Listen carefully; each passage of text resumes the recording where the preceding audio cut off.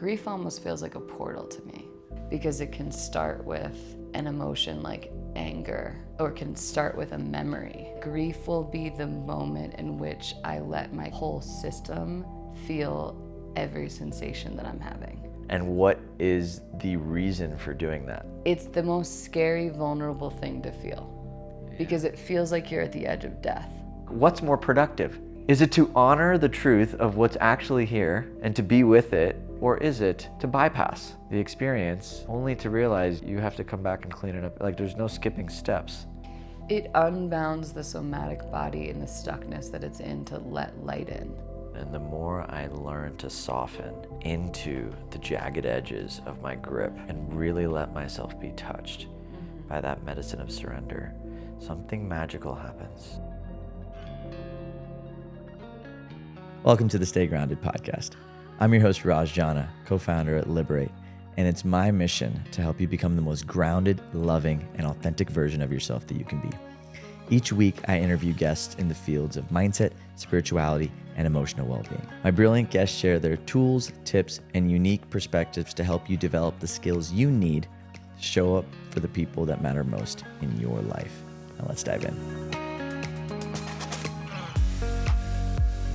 Yo, what's up everyone, and welcome to this special episode of Stay Grounded with my dearest sister, Alexa Rosenthal. So Alexa is the CEO of a company called Ecoversity, where they have a world-class herbalism program amongst many other offerings for individuals who want to connect deeper with Earth's wisdom and harness the power of plants and so much more to enrich their lives. Alexa and I have been on quite the soul journey side by side. She and I were on several synchronistic events together last year. We've been on similar entrepreneurial journeys. And this episode is really special because Alexa vulnerably, for the first time ever, as someone who has never actually been on a podcast, came on to talk about her journey of getting off of SSRIs. And I just want to state this, I put this in all of my podcasts, but I'm not a mental health professional. Alexa's not a mental health professional. Anything you hear on this podcast, please go and talk to anybody in your life who is a professional to see if it's the right fit. But I am inspired to bring people on who are in the trenches. You know, Alexa vulnerably talks about her journey of coming off of SSRIs and how hard that was for her, and the tools and the practices and the rituals she used to get better at being with all of the feeling that she was suppressing with her medications. We talk vulnerably about the power of grief and the power that we have to lean on each other to create greater capacity for feeling and healing, and why we are not actually meant to heal alone, and the fundamental reasons why we need each other in order to access greater levels of awareness for ourselves, Earth, and beyond. And so this was just such a brilliant conversation with a human being that I love dearly, and I just can't wait for you guys to experience her magic as well. So enjoy it, and without further ado, here is the most amazing Alexa Rosenthal. Enjoy. Hi, Lex. Hi, Raj. Oh, yes. Okay, we're doing it. We're doing it. We're here. We've been doing it. We've been doing it. We've been doing it. We've been here. Uh-huh. This has been quite the journey. A big one. Yeah. Mm-hmm. Yeah. And it's been such a privilege to have a front row seat to you just stepping into such authenticity and vulnerably touching those tender parts within you. And it's just such a treat, and I just love you so much, and I feel so lucky to be your friend, your brother, someone in your life who gets to experience the wisdom that emerges on the other side of such devotion. So I just want to start with thank you for being. Thank you for seeing me. Exactly as you are. Thanks. Uh-huh. It's been a really nice ride to be close with you in this chapter. Oh my gosh, totally. Big time. Totally. Thank God for it. So I want to let's paint the picture. You've been on quite the journey of sort of getting off of your SSRIs, your meds. So let's paint the picture of like where you were before. Okay. And what led to the decision. Yeah, just paint the picture, because I think that's the decision is what to me is the most curious. Where did the courage to make the decision, the insight to make the decision, what was the impetus? And I think that'll allow people to really connect to where you were at that moment in time. Totally. Well, I have to start from when I started taking them. Okay. Just for some context, because I started taking SSRIs when I was 16. So it's 20 years ago. And it's a long journey of explanation of how I even ended up on those drugs, or compounds, or pharmaceuticals, or medicine. And this attempt was my 7th attempt to get off of an SSRI. And this attempt actually came, as you know, I'm a co-founder of Ecoversity, and I had been working really hard to birth that into the world. Really, really hard. And I had my biggest success moment of my life. We had made $1.6 million in 60 days, and I was like, damn, dude, this prayer. The plants told me to make this herbalism program. And like literally here in Boulder, Colorado, I was like, what do you want me to do with myself? And the plants were like, make this herbalism program. We've forgotten our essential relationship to the planet. And you know how to do it, Lex. I'm like, I'm not even an herbalist. What are you talking about? And they're like, no, this is your job. You can do this job. Do this for us. We need this.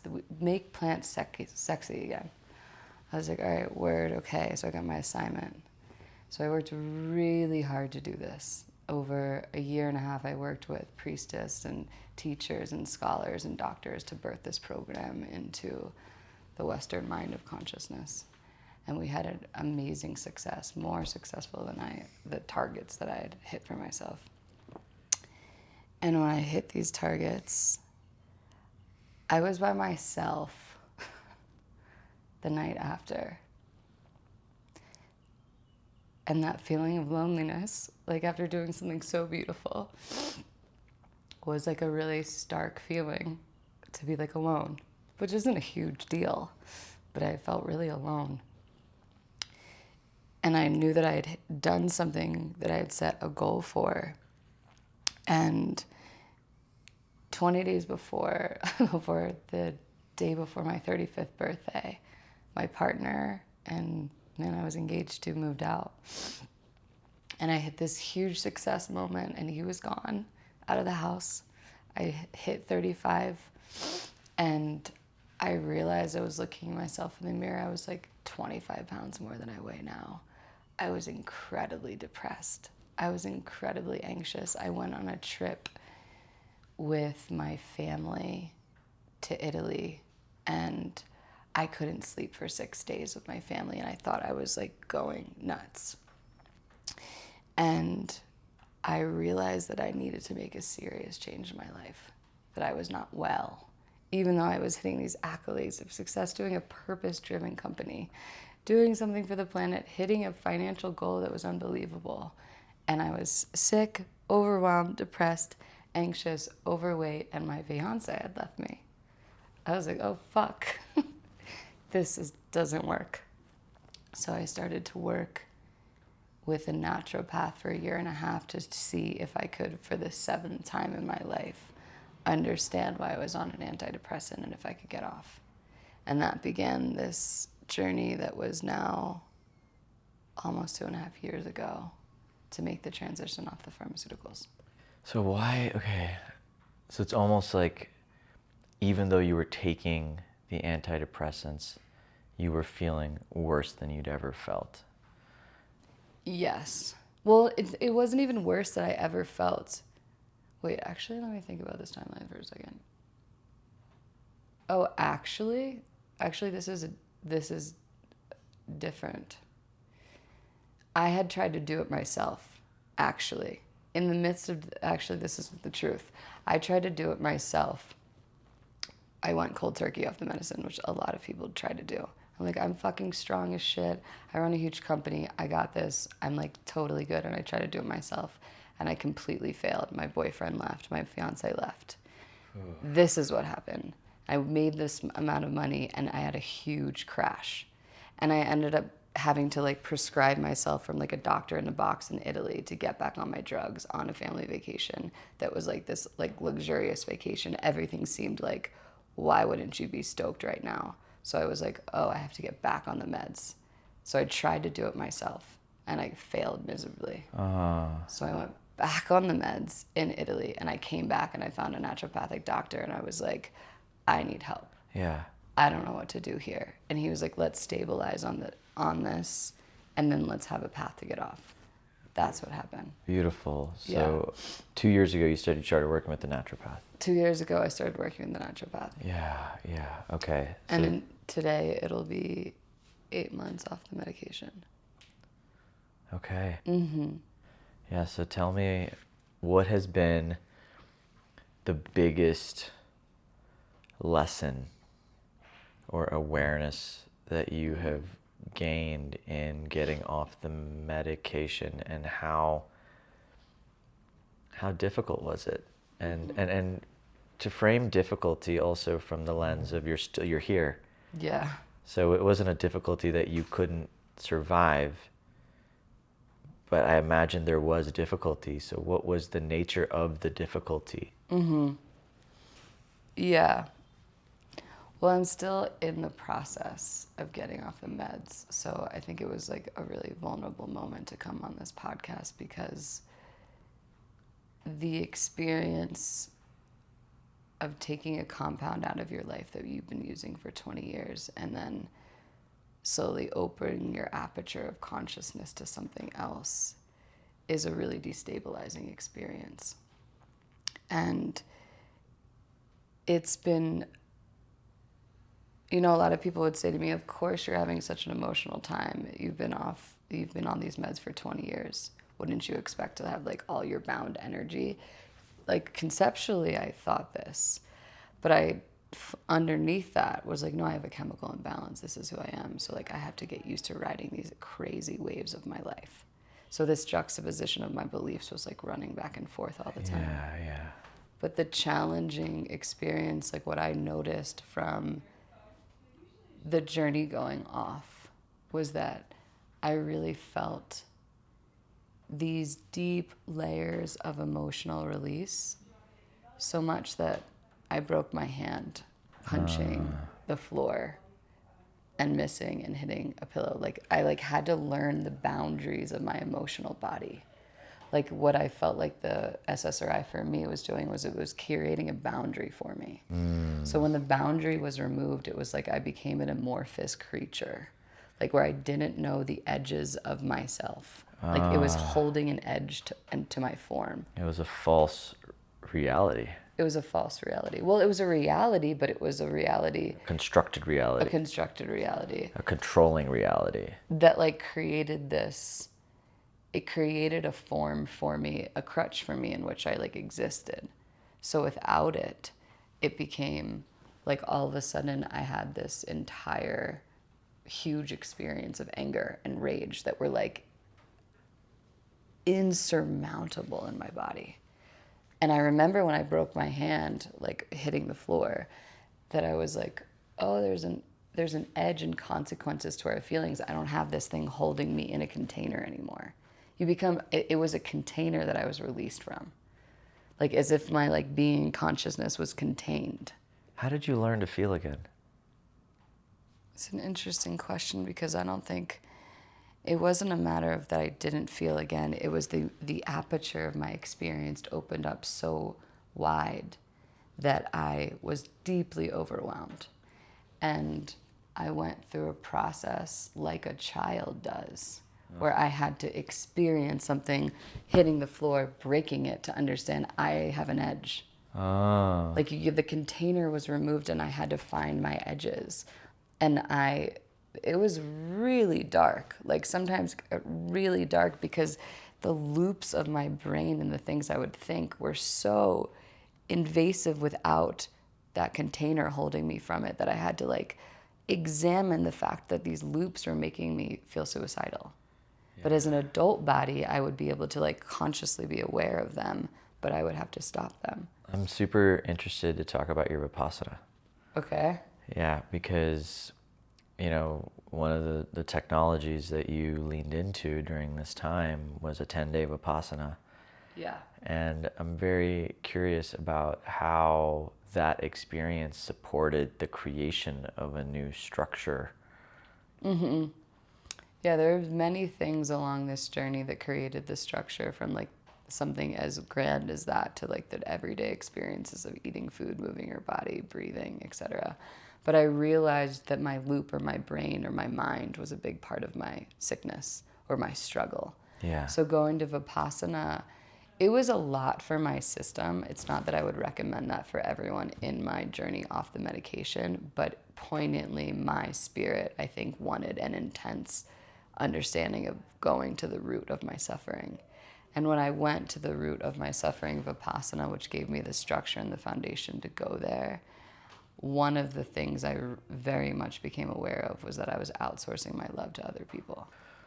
And that was like a deep thing to look at. And that I think at this, like in a similar way, taking a medication is doing that. You're outsourcing your containment, you're outsourcing your power to something else. Yeah. And that was like the experience. So when I went to the Vipassana and saw that that was something that I was doing, it gave me a direction to like what I needed to look at more. It's almost like what's coming through right now is you are healing a codependent relationship. Absolutely. Mm-hmm. And when you removed the crutch, you realized just how dependent you were.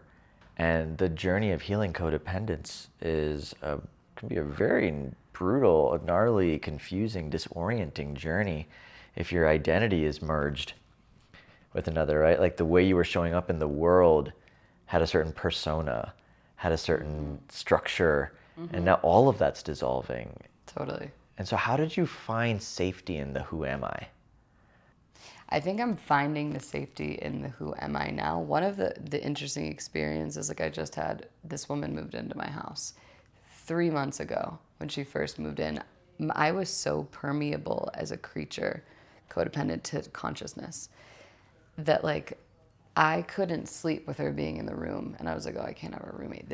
I was overwhelmed by having someone's system in the room, like in the room across from me. I've noticed in my like breaking of the codependency, like right now she's living with me and I can be there. I've noticed that I started to have my own form. And I think part of that has come from, actually, I think a lot of that comes from processing grief. I think the codependence almost feels like an entanglement of energy to another thing. Your identity, a person, your parents, your money, your medication. It's like an actually energy-bound connection. And grief being a mechanism to release some of that bound energy creates the space for like God to re-enter your system, so that you can settle your system into a place of homeostasis where I'm my own form. What are you grieving? Or what do you define as grief? It's an interesting question for me because I both think I'm grieving. Like grief almost feels like a portal to me. It feels like the last tunnel before you get to acceptance and light can come back in. It actually feels like a way. It feels like the tunnel that I go through, because it can start with an emotion like anger, or can start with a memory. But like grief will be the moment in which I let my whole system feel every sensation that I'm having. So you see grief as it's almost like the process, or like the process of grief is the process of moving through every layer of felt sensation that's here. And what is the reason for doing that? Like what is grief? what have you learned that doing that is getting you as it pertains to healing codependence, or as it pertains to sort of transitioning off of medication, or this journey you're on? It unbounds the somatic body and the stuckness that it's in to let light in. Like, it literally is like, it's the most scary, vulnerable thing to feel, because it feels like you're at the edge of death. It's so much that I think my suicidal pervasive ideation was avoiding that feeling. You didn't trust. Was there an element of self-trust? Yeah, that how could I possibly feel the amount of pain that would run through my body? And the pain, I think, is both, one, like the pain of like all of the feelings that I didn't feel completely, like remembering a memory from when I've been 16. Did I feel that all the way through? Or did some of it get stuck? So like for 20 years where like that's subdued, a lot of that had to get pushed through. And then there's the grief of the timeline that I'm doing that now at 37 and didn't have the life that I was doing that before. Yeah. There's so much grief in that. Where are you, like, can you speak to the resilience of being in a grief process?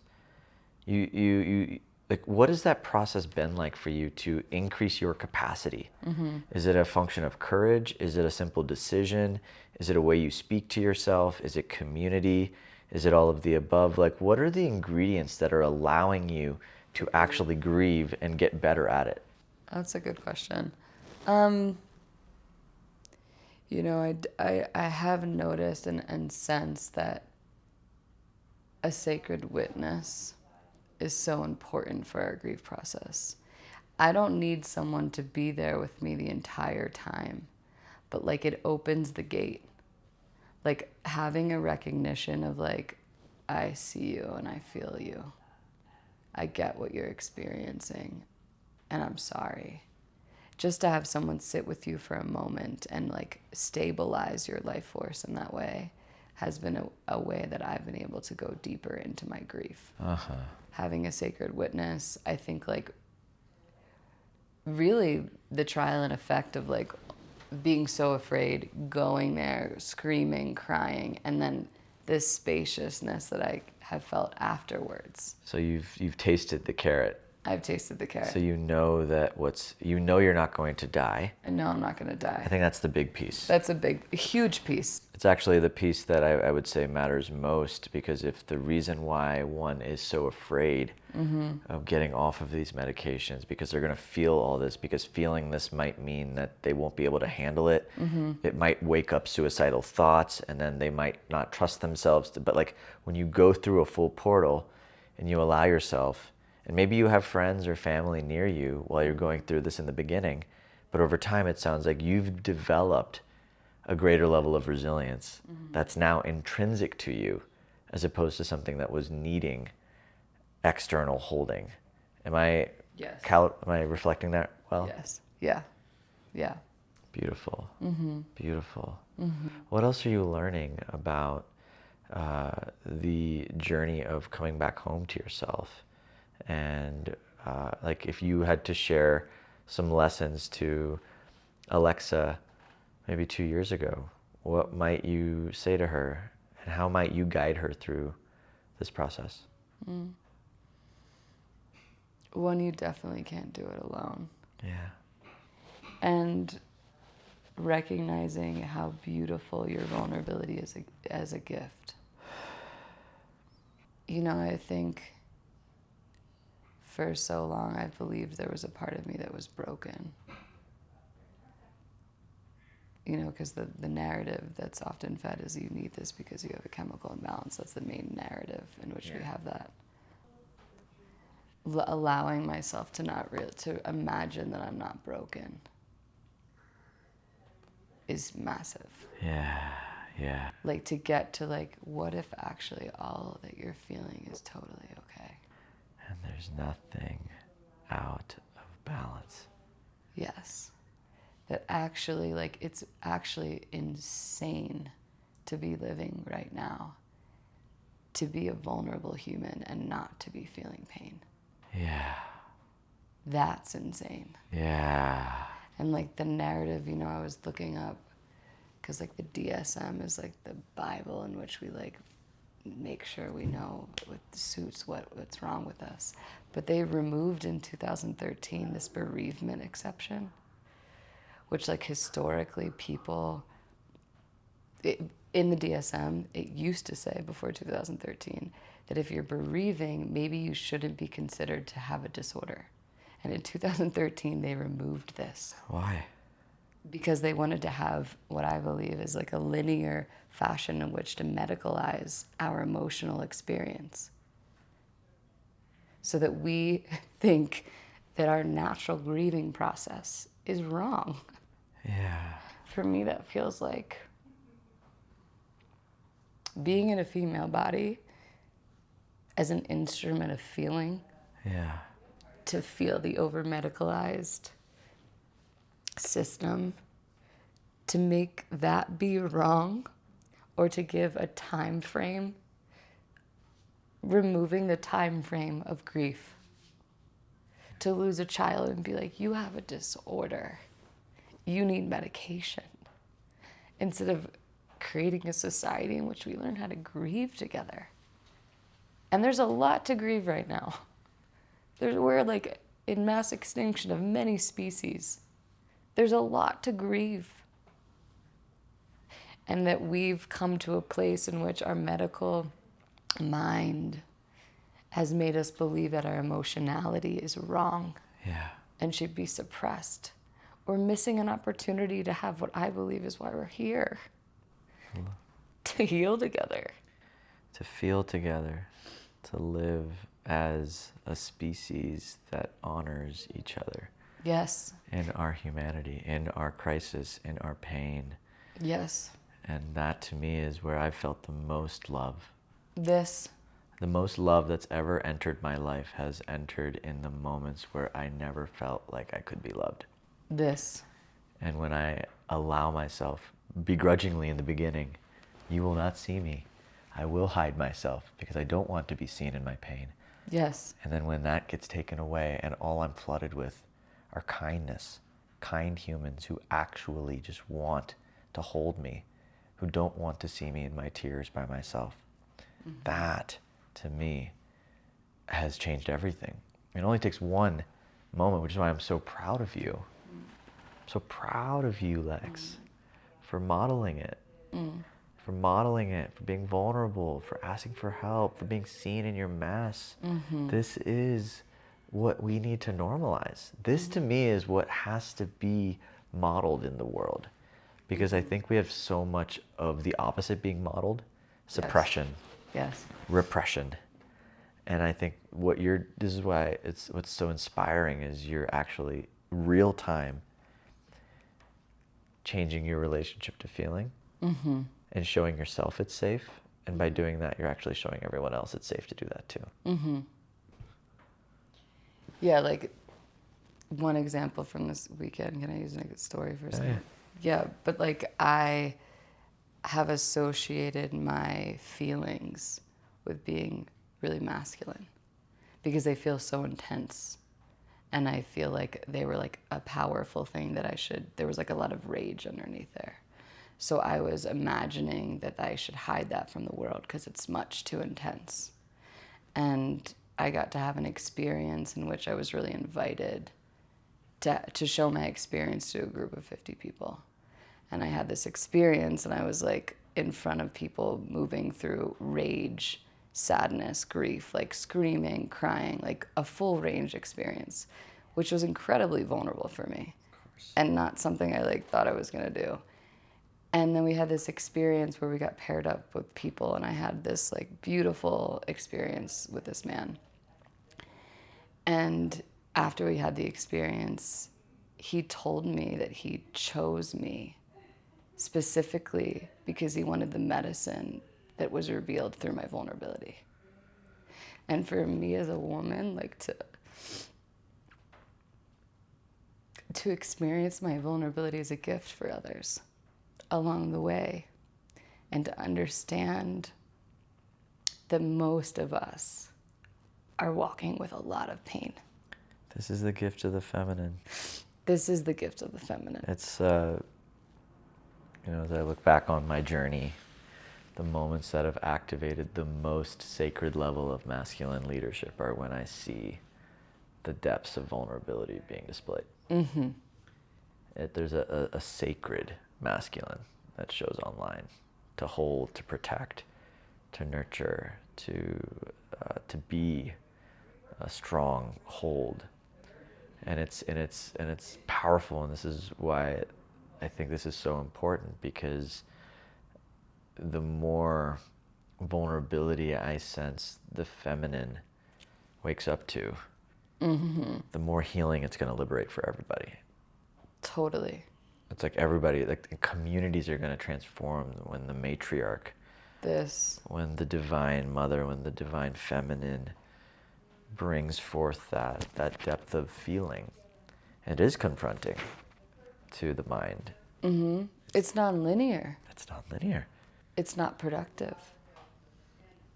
But I feel like as my body gets more and more off the meds, I become naturalized to the living world and how much I can feel.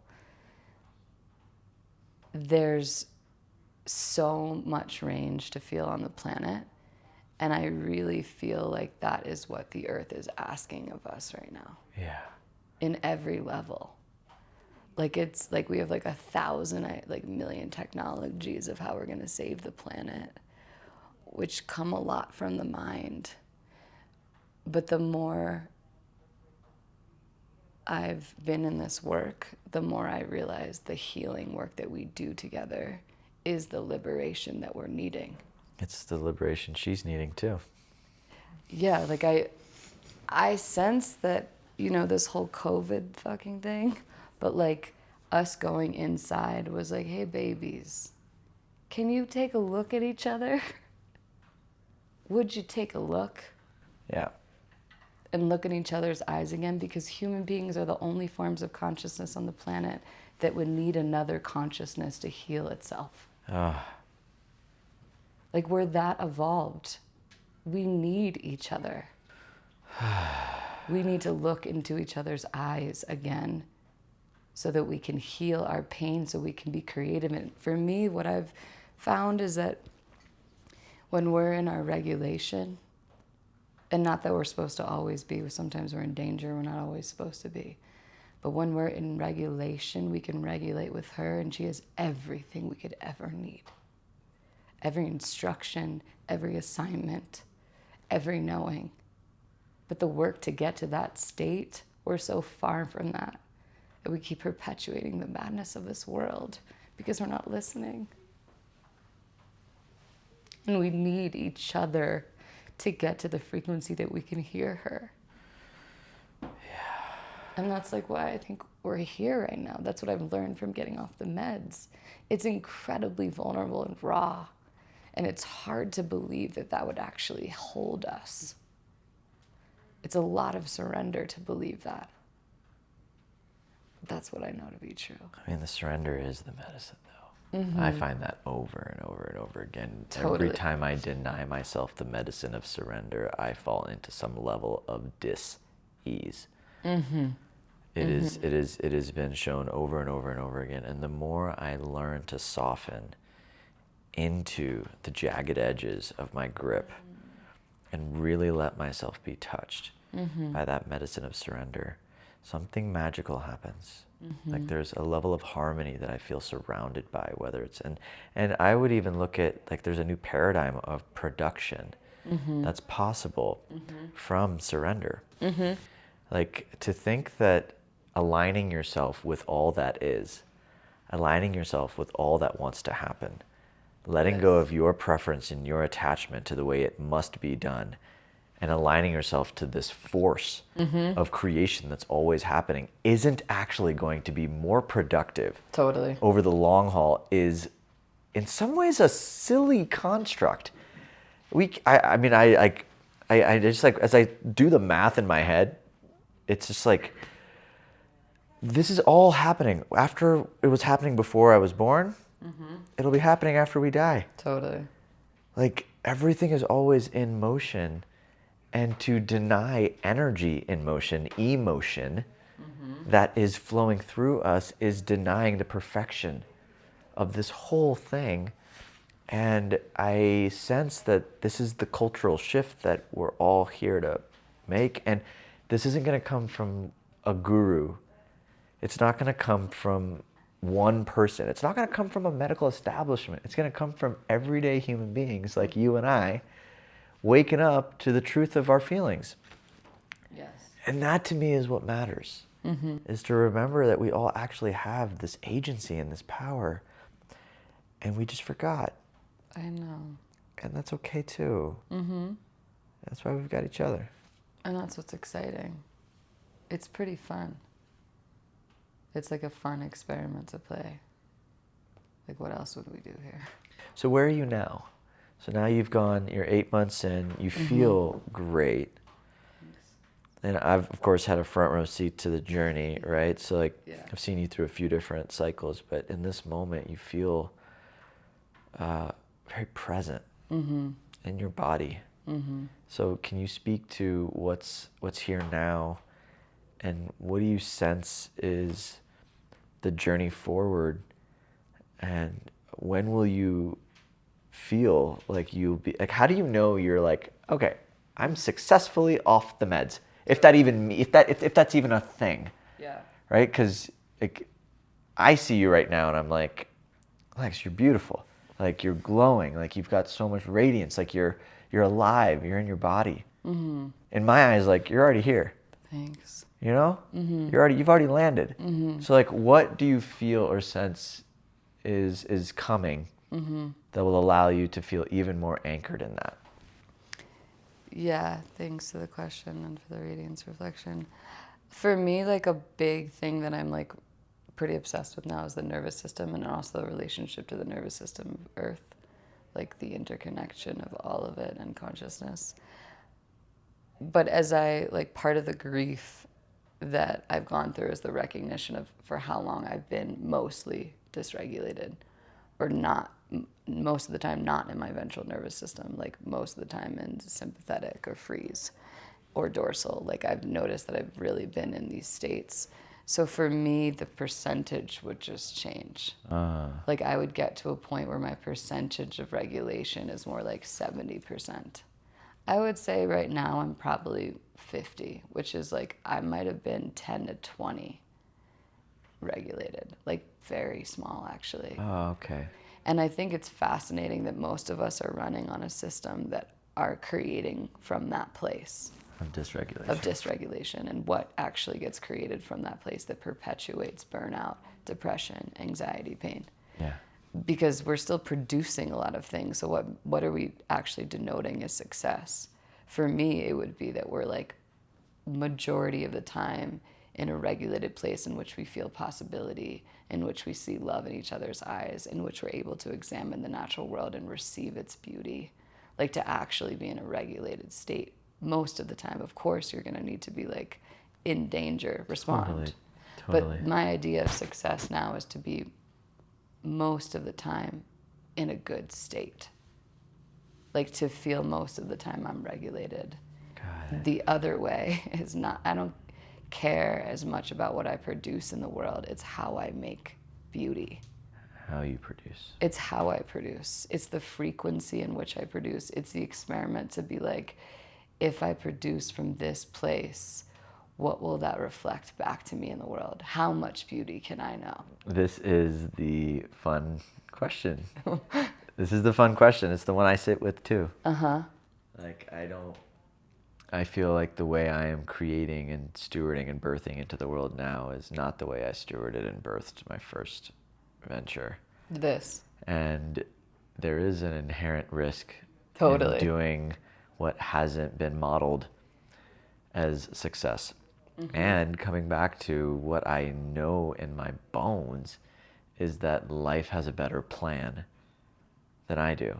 And creation has a better way of making magic happen than I do. And the more I can allow creation to flow in the way it wants to, which is really following bound energy, Like, where is energy stuck in my system? Where am I feeling tension? Where's a conversation I'm not having?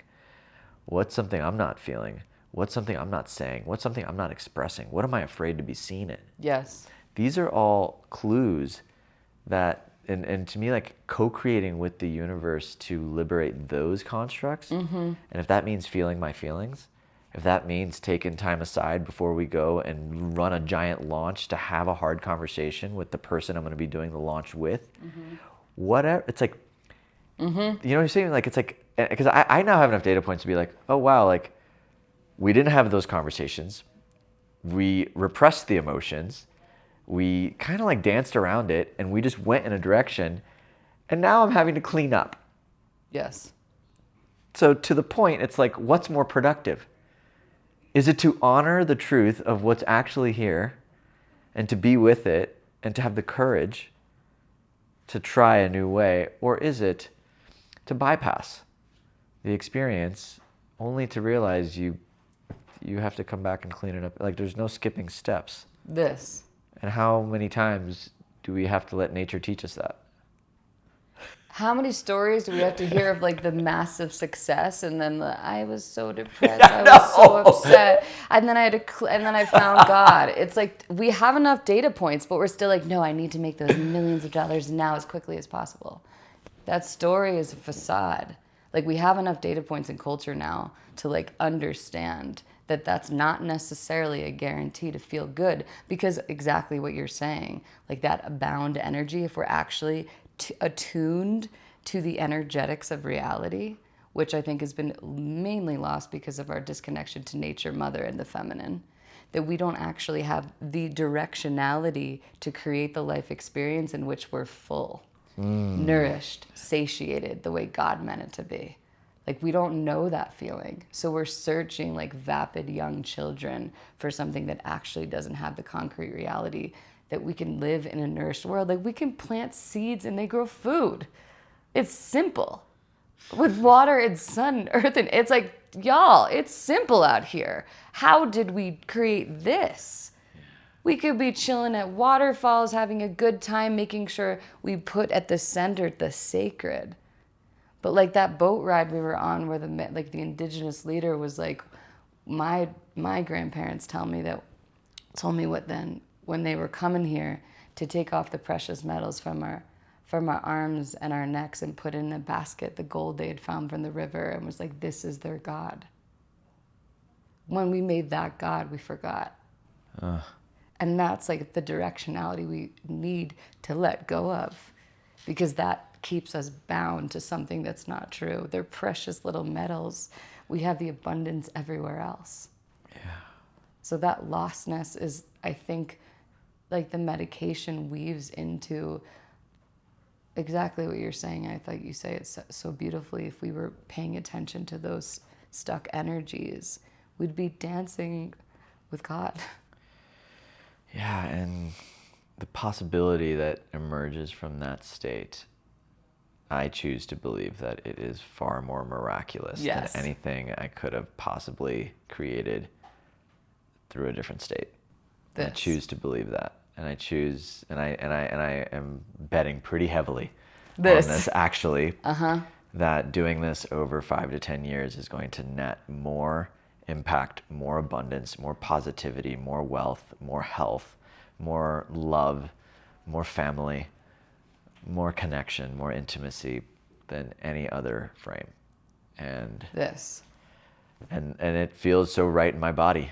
And I think that's the truth. Like, our bodies know. Like, it's like our minds want to be like, oh, this is the framework of the, it's just like, yes, there are things to follow with the mind, but our bodies wouldn't, if it didn't ring true in my intuitive gut, like the subconscious that is so connected to hundreds of millions of data points that are far beyond anything I can comprehend with my silly little prefrontal cortex. It's like, oh, and so anyways, I'm proud of you. I see you. You are so brave and so wise. Can I say one more thing? I need to say it. Say it. Well, like specifically, like interesting, like just tying it into capitalism for a second in this fundraise that we've shared. 2% of companies that are funded in the entire world are female founders. As a woman that's been raising money, this has been very interesting for me to be illuminated to, especially perpetuating this idea of what capitalism, a system based on cap the head, to like kind of look behind the veil at the same time in which I was getting off medication, like starting at Burning Man with you. I started the exact same time I got off my meds and I entered a fundraising round, like going into the world of capitalism that was created mostly by men and opening up my aperture to the naturalization of the living world at the same fucking time with you, which is crazy. But in the experiment, when I got off that boat ride and I told a woman about my experience, about like, I think I'm just gonna fold this system of what men are asking me to perform and 50x my return when nature grows at a 4 to 5% x, this like crunch on life. The first time I like revealed to a woman, she revealed to me, hey, I have a family foundation.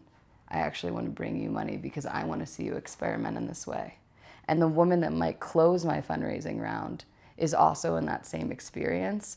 And the rarity of that is actually quite sad, but very true. Like 2%, and those 2% of women have to perform, and I saw myself, and that's what actually was so painful. And part of this whole thing is what I've been realizing is perpetuating this false identity of a toxic man that I was embodying to like reveal, like opening up to the feeling body of a woman to be like, in the same experiment that you're saying, but like how much more you have to overperform to have men trust you, to move the resources that mostly are in the hands of men, to like maybe get an opportunity from a woman to experiment with the same thing that you're saying to see what happens then. Lex, I'm betting on you. All fucking in.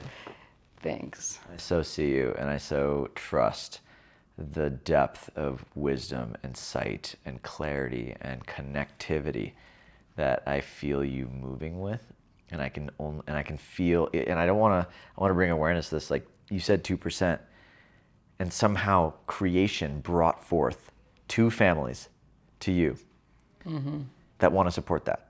Yeah.